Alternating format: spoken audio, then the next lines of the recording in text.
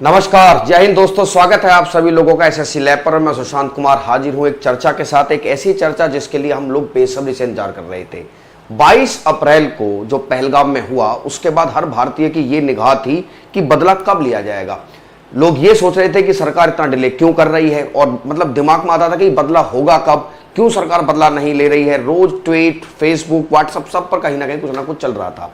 मेरे प्यारे साथियों, रात की ये घटना है जब भारत की एयरफोर्स ने, और एक जॉइंट ऑपरेशन का जिसमें मिलिट्री भी शामिल है, नेवी भी शामिल है, एयरफोर्स भी शामिल है, इन्होंने पाकिस्तान में घुसकर आतंकवादी ठिकानों को ध्वस्त कर दिया और इसको नाम दिया ऑपरेशन सिंदूर। सबसे पहले आप ये समझिए कि इसका नाम ऑपरेशन सिंदूर क्यों है। आपको याद होगा पहलगाम में जब आतंकवादी हमला कर रहे थे तो उन्होंने पुरुषों पर धर्म पूछ पूछ के गोली मार दी थी और महिलाओं को इसलिए छोड़ दिया था कि जाइए आप अपने प्रधानमंत्री मोदी को बता देना। मतलब यह है कि उन महिलाओं के सिंदूरों को उजाड़ दिया था, और हमारे देश में सिंदूर उजाड़ने की कीमत उनको इस समय कम से कम कुछ भी नहीं तो 100-125 जान देकर चुकानी पड़ेगी। ये आपको 72 होरों से मिलाने का जो शौक आपके आकाओं ने फरमाया है, जो आपके आकाओं ने आपको सिखाया है, अबे गधो, ये जन्नत और दोजख सब इसी धरती पे माने जाते हैं, लेकिन इनके समझ में नहीं आई तो अब आ जाएगी। मेरे प्यारे साथियों, रात चला ऑपरेशन सिंदूर, एयर स्ट्राइक हुई और जबरदस्त तरीके से हमला हुआ। अब पाकिस्तान पूरी तरीके से बौखलाया हुआ है। क्या है कहानी, पूरी कहानी को सिलसिलेवार तरीके से आप मेरे साथियों समझिए। मेरे दोस्तों, आप मेरे पीछे आप तस्वीर देख सकते हो। ये तस्वीर है 22 अप्रैल की तस्वीर। हालांकि हम क्यों लगाते हैं, लेकिन फिर भी ऐसा है कि कनेक्टिविटी के लिए ये एक किसी की बड़ी एक दुखद घटना। हालांकि वहां पर जितने भी लोग मारे गए उनको मेरी सभी को भावभीनी श्रद्धांजलि। और मेरे प्यारे साथियों, मेरे भाइयों और बहनों, ये वादा करते हैं कि अपने देश के देशवासी का एक एक कतरे का बदला लिया जाएगा। इस बात के लिए एक एक देशवासी प्रतिबद्ध है और हमारी सरकार भी इस बात को लेकर कटिबद्ध है कि बदला तो चुन चुन कर लिया जाएगा और एक एक व्यक्ति के खून के कतरे का बदला भी हम लेंगे। पहलगाम में आतंकवादी एंटर करे और मैंने बताया था उस सेशन में कि ये दिखाना चाहते थे कि हम कुछ भी कर सकते हैं। अबे तुम लोग मतलब खाने नहाने को कुछ नहीं है, अगर तुम कुछ कर सकते हो तो आपको समझना होगा कि आपके सामने कितना मजबूत देश खड़ा है, वो क्या क्या कर सकता है। पहलगाम में उन्होंने एंट्री की और एंट्री करने के बाद आप जानते हैं कि उस कायरतापूर्ण हमले को अंजाम दिया। पूरी दुनिया में क्रिटिसिज्म हुआ, ठीक है, दबाव बनाने की भी कोशिश की गई। अमेरिका, चाइना, सब लोगों ने एक मिनट, मतलब अगर आप रात ट्रंप साहब का बयान देखेंगे तो वो कह रहे हैं दुर्भाग्यपूर्ण है, चीन कह रहा है कि ऐसा नहीं होना चाहिए था। मेरे प्यारे साथियों, हमारे समझ में ये नहीं आती है कि आतंकवाद को लेकर आखिरकार एक अपने स्वार्थ के लिए इतना दोगलापन आखिर कब तक। चाइना ने कहा कि ये नहीं होना चाहिए था, तुम्हें समझ में नहीं, अगर ये नहीं होना चाहिए था तो तुम्हें उइगर मुस्लिम्स के साथ भी वो नहीं करना चाहिए जो पूरी दुनिया जानती है। अगर ये नहीं होना चाहिए तो आप ताइवान के साथ जो करते हैं वो आपको नहीं करना चाहिए। बहरहाल इस मुद्दे पर मैं फिर कभी बात करूंगा। ये पहलगाम अटैक हुआ, पहलगाम अटैक के बाद एक बड़ी मीटिंग, एक बड़ी सुर्खियां बटोरी, जिसमें मोदी जी ने दिया फ्री हैंड कि सेनाएं अपने हिसाब से सोचें, समय, सीमा और तरीका, समय, स्थान और तरीका क्या होने जा रहा है आप अपने हिसाब से सोचो, लेकिन माकूल जवाब पाकिस्तान को दिया जाना चाहिए। पाकिस्तान की बौखलाहट उसी दिन से थी। मतलब पाकिस्तान कहता है कि हमारे पास इंटेलिजेंस का इनपुट था कि भाई हमला हमारे ऊपर होगा ही होगा, ठीक है। और इसी क्रम में हम लोग फिर आया एक दिन, जैसे कल मॉक ड्रिल हुई थी, है ना, मॉक ड्रिल कराई गई। और मॉक ड्रिल के जैसे ही हुई, देखिए मॉक ड्रिल का इतिहास ये रहा है कि जनरली जब मॉक ड्रिल हुई है, खासकर बॉर्डर एरियाज में, तो मेरे प्यारे साथियों उसके बाद कोई ना कोई कार्रवाई जरूर हुई है। तो कल ही लोगों ने कयास लगा लिया था कि शायद अब वो दिन आ गया है कि जब भारत की सेना इन आतंकवादियों को वहां पहुंचाएगी जहां इनकी जगह है। तो भाई 12 बजे के आसपास को, लेकिन 1:30 बजे के आसपास माना जा रहा है कि जो है हमारी सेनाओं ने, सेनाओं ने एक जॉइंट ऑपरेशन किया। और जॉइंट ऑपरेशन के बाद पाकिस्तान में पीओके में घुस के, पाकिस्तान में नहीं, देखिए अब उनकी मीडिया एकदम बौखलाई हुई है। वो कह रही है कि हमारे सैनिकों पे हमला हुआ। नहीं, सैनिकों को निशाना नहीं बनाया गया है। जहां भी आतंकवादियों के ठिकाने थे उन ठिकानों पर घुसकर मिसाइल से हमला किया गया है। और इन मिसाइलों में अभी तक जो इंफॉर्मेशन है, जिस समय मैं सेशन को रिकॉर्ड कर रहा हूं, लगभग 100 से ऊपर आतंकवादी मारे जाने का अंदेशा है कि 100 से ऊपर जो हैं वो इस दुनिया को टाटा बाय बाय कह चुके हैं। तो ये वो 9 ठिकाने हैं जिन ठिकानों पर हमारी इंडियन जो फोर्सेज हैं उन्होंने जॉइंट ऑपरेशन किया। जैसे भावलपुर है, मुरीद के है, तेहरा कला है, बरनाला, सियालकोट, कोटली। अब इन सब के क्या रिकॉर्ड हैं? देखिए मेरे प्यारे साथियों, ये कोई आप कहो कि भाई यहां पर कैजुअलिटीज थे, सिटीजन रहते थे, ठीक है भाई, लेकिन ये जगह फेमस हैं टेररिस्टों के कैंप चलाने के लिए। जैसे बहावलपुर में देखा जाए, बहावलपुर जैश ए मोहम्मद का हेड ऑफिस है, धूं धूं करके जल रहा, वहां कुछ नहीं बचा है। वहां से मदरसे से लोग निकलकर भागते हुए साफ नजर आ रहे हैं। मेरे प्यारे साथियों, याद कीजिए मैंने जब कहा था कि पाकिस्तान में चल रहे ये मदरसे नहीं ट्रेनिंग कैंप हैं, और लगभग आंकड़ा बताया जाता है कि 35 से 40 हजार रजिस्टर्ड मदरसे हैं पाकिस्तान के अंदर, और इतने ही अनरजिस्टर्ड। ये आतंकवादियों से इनको पालन पोषण मिलता है, पैसा भी मिलता है, और उन्हीं के लिए ये कैडर भर्ती करने का काम भी करते हैं, उन्हीं के लिए मिलिटेंट्स को इकट्ठा करते हैं, आतंकवादी इकट्ठा करते हैं, ट्रेंड करते हैं। यहीं पर वो बयानबाजियां होती हैं जिन्हें धर्म प्रेरित बयानबाजियां कहा जाता है, और वो ब्रेन वॉश करने में कोई कसर नहीं छोड़ती हैं। बहावलपुर मरकज सुभान अल्लाह में जैश ए मोहम्मद का आतंकवादी संगठन का संबंध है। पुलवामा हमले में इसी बहावलपुर वाले मरकज से मतलब है मस्जिद जैसा कुछ स्ट्रक्चर जहां पर धार्मिक शिक्षा दी जाए। मरकज एक तरीके से मस्जिद ही है, ये मान लीजिए आप, ठीक है। पुलवामा और मौलाना मसूद अजहर का और उसका परिवार यहीं पर रहता है। मरकज तैयबा मुरीद के में 1000 आतंकवादी हर साल भर्ती होते हैं। मेरे प्यारे साथियों, लश्कर तैयबा के इस ठिकाने को लादेन ने इतनी मोटी फंडिंग दी थी कि आप हमारे लिए कैडर भर्ती करो। मैंने कहा कि वो नल जो है, वो जो मदरसे हैं उनको बंद करना पड़ेगा। मतलब आप सीधे समझिए कि चोर ना पकड़े, चोर की मां को पकड़े। ये आतंकवादी 2 4 5 मारने से नहीं, ये जहां से चल रहे हैं ना, इनके दिल में खौफ होना चाहिए कि बेटा अगर हम ट्रेनिंग लेने में घुस गए ना तो हम एक ना एक दिन मारे जाएंगे। तब जब तक ये नहीं होगा, जब तक ये चीजें समझने वाली नहीं है, ठीक है। उसके बाद जैसे मरकज अहले हदीस, लश्कर को हथियार सप्लाई करने का काम यहां से होता है। मरकज अब्बास कोटली हिजबुल का सबसे बड़ा ट्रेनिंग सेंटर है।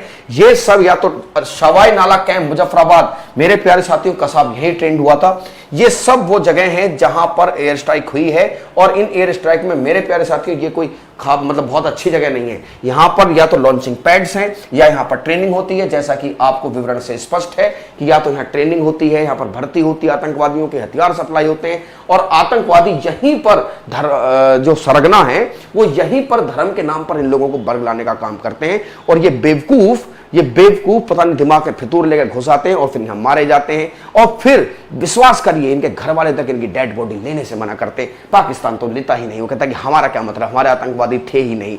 इनको इतनी सड़न गलन, मतलब इनके घर वालों को, अरे अपनी सोच को बदलो, कोई पूछता नहीं है फिर तुम्हें बाद में, और बहुत बुरी बात ये मारे जाते हैं। शब्द तो मेरे मुंह में कुछ और आ रहा पर मैं कहूंगा नहीं। तो हुआ क्या है कि यहां पर 9 जगह पर ये स्ट्राइक हुई है। ये आप मेरे माध्यम से देख सकते हैं कि ये जो स्थान है जहां जहां स्ट्राइक की गई है, ये सब आतंकवादियों के या तो ठिकाने हैं या फिर उनके ट्रेनिंग कैंप हैं, या फिर वहां से लॉन्चिंग पैड्स। लॉन्चिंग पैड्स क्या होता है सर? जहां पर आतंकवादियों को ट्रेन करके रख देते हैं कि अब जैसे ही मौका मिलेगा भारत में एंट्री हम करा देंगे, ठीक है। ये कुछ आप तस्वीरें देख सकते हो हमले की, जो तस्वीरें हुई हैं। भाई ये हमला पीओके में हुआ है। कहां हुआ है? पीओके में। तो याद रखिएगा कि जो है यही मेन गढ़ है। असल में डिस्प्यूट जो है ना, डिस्प्यूट क्या है कि जैसे पहले रेड क्लिफ लाइन है भारत और पाकिस्तान की, गुजरात से शुरू होती, जम्मू कश्मीर तक जाती, थोड़ा सा जम्मू से फिर एक लाइन जाती है ऊपर एलओसी पर डिस्प्यूट ज्यादा है। तो ये सब एलओसी के आसपास ही सब घटनाएं हुई हैं। पाकिस्तान की इंटर सर्विस पब्लिक रिलेशनशिप के जो डायरेक्टर हैं लेफ्टिनेंट जनरल अहमद शरीफ ने कहा है कि भारत ने 24 मिसाइलें दागी हैं। न्यूज एजेंसी एएनआई के मुताबिक हमले के पीएम मोदी ऑपरेशन सिंदूर को पूरी तरीके से मॉनिटरिंग कर रहे थे। 1971 के बाद यह पहला मौका है जब तीनों सेनाओं ने कोई ऐसा जॉइंट ऑपरेशन किया हो, जिसे आप ऑपरेशन कहें, सर्जिकल स्ट्राइक कहें, वह पहली बार हुआ है 1971 के बाद। अच्छा, मेरी एक बात और सुनिए, पाकिस्तान की मीडिया क्या कह रही है? अभी पाकिस्तान के जो प्रधानमंत्री हैं शहबाज शरीफ, वो कह रहे हैं कि भारत ने हम पे हमला किया है। और मैं बता दूं, मैं क्या बोलूं, मतलब कुछ मीडिया एजेंसीज भी इस प्रकार की हैं जिनको बड़ा शौक है भारत के खिलाफ बोलने का, तो वो इसको हमला करार दे रहे हैं। जबकि एक स्ट्राइक ऐसी है कि भाई there is a huge difference between a surgical strike and a war. ये हमने ना आर्मी पे हमला किया है, ना हमारे निशाने पर सिविलियन थे। ये युद्ध नहीं है भाई साहब, ये तो सर्जिकल स्ट्राइक है। जिस प्रकार अगर हमारे शरीर में कोई दिक्कत हो जाती है तो हम सर्जरी करके उस पार्ट को निकाल देते हैं। ये सब क्या है? ये सब भारत के लिए फोड़े का काम कर रहे हैं। हमने सर्जिकल स्ट्राइक जैसा कुछ किया, उनको निकाल दिया। हमारे निशाने पर ना तो पाकिस्तान के सैनिक थे ना सिविलियंस थे। अच्छा, मेरी बात सुनिए, अब एजेंसीज क्या कह रही है, पाकिस्तान की मीडिया एजेंसी, कि हमारे 2 आर्मी ऑफिसर ही मारे गए। देखिए, 2 ही बातें हो सकती हैं, या तो आपकी फौज में आतंकवादी रहते हैं, या आतंकवादियों के ठिकाने पर आपकी फौज रहती है। वरना आपका यह दावा करना कि भाई साहब हमारे जो हैं सोल्जर्स भी मारे गए, मतलब क्या बात कर रहे हो? दूसरा, पाकिस्तान मीडिया ये भी दावा कर रही है कि हमारे जो है 2 फाइटर जेट्स को उन्होंने मार गिराया। बिल्कुल बेतुकी बात है। हम पूरी तरीके से सुरक्षित हैं। और मैं आपको एक चीज बता दूं, ये एक ऐसा देश जो अब क्या बोले, मतलब नहीं कर पाएगा, आपको तो पता भी नहीं चलेगा कब क्या हुआ, और इतनी स्पीड से ही हमला हुआ, और मतलब तो बेकार की बात है। वो जो ये फैला रहे हैं उसका कोई सत्यता से कोई लेना देना है नहीं।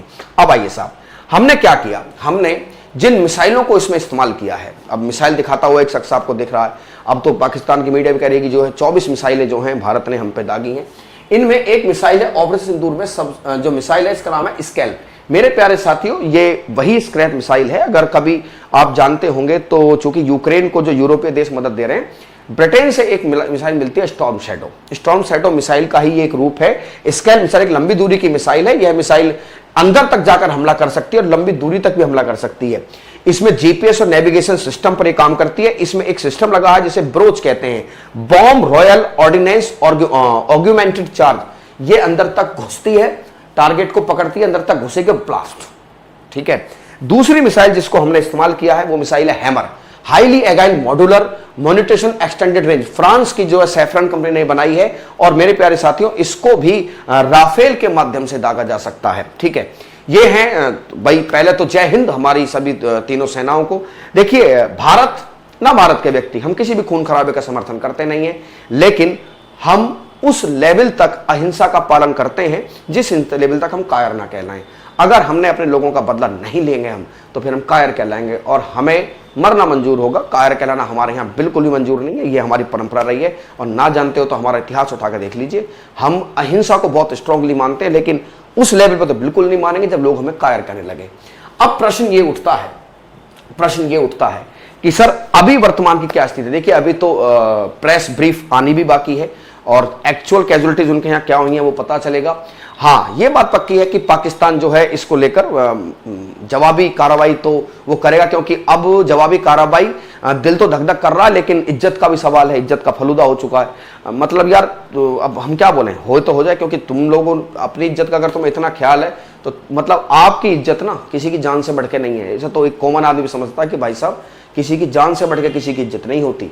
तो आपने जो किया, हालांकि जो ट्वीट्स आए, जो रिपोर्ट सारी निकल के कह रहे हैं कि भाई ये बहुत अच्छा हुआ, और अच्छा ही हुआ, और मेरा सत सत नमन उन भारत के वीर जवानों को जिन्होंने इस घटना को अंजाम दिया। मिलिट्री फोर्सेस का एक जॉइंट ऑपरेशन होता है, तो सभी को मैं जय हिंद बोलूंगा। अच्छा, अब क्या हो सकता है मेरे प्यारे साथियों, ये बात पक्की है। देखिए, आप 10-12 दिन की एक्टिविटीज को नोट कीजिए।